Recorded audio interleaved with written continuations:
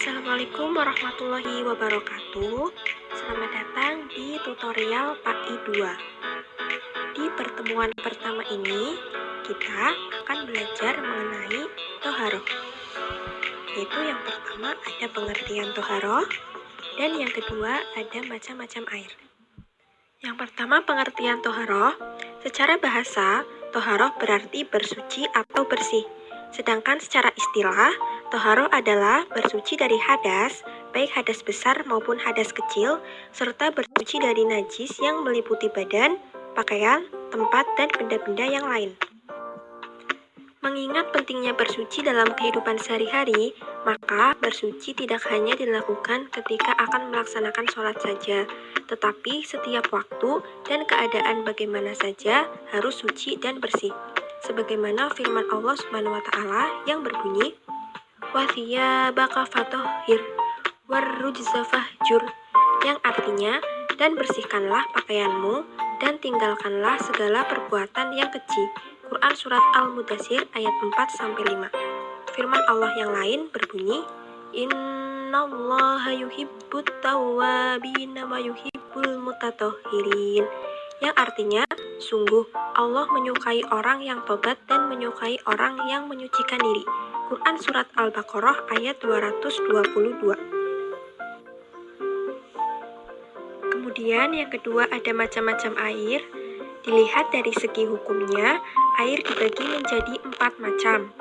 Yaitu yang pertama ada air suci dan mensucikan atau air mutlak. Air mutlak ini artinya air yang masih murni dan sah dipakai, yang dapat menyucikan benda lain.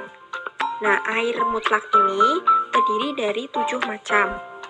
Yang pertama yaitu ada air hujan, yang kedua ada air sumur, yang ketiga ada air laut, yang keempat ada air sungai, yang kelima ada air salju, yang keenam air telaga, dan yang ketujuh air embun.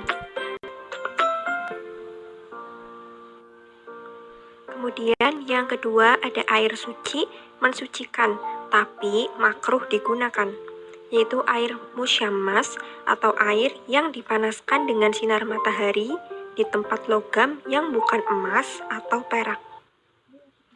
Nah, yang ketiga ada air suci tapi tidak mensucikan. Nah, air ini dibagi menjadi 3 macam. Yang pertama yaitu ada air mustakmal, yaitu air yang kurang dari 2 kulah yang telah digunakan untuk bersuci. Sedang air ini tidak berubah sifatnya dan tidak bertambah timbangannya. 2 kulah itu sama dengan 60 cm kali 60 cm kali 60 cm atau 216 liter.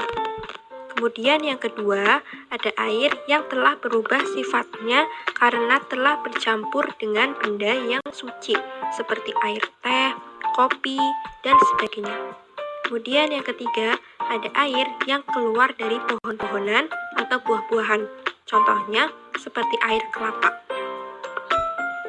Kemudian yang terakhir, yaitu ada air yang terkena najis. Nah, air yang terkena najis itu dibagi menjadi 2 macam.